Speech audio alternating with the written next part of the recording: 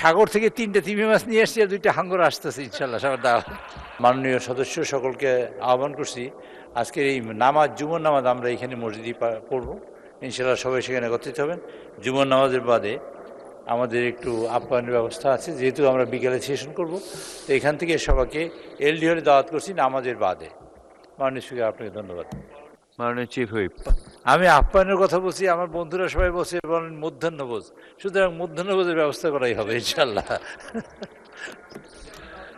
এবং মাননীয় স্পিকার আপনাকে দাওয়াত, এবং এখানে মাননীয় সকল সদস্যদের ইনশাল্লাহ দাওয়াত ইনশাল্লাহ।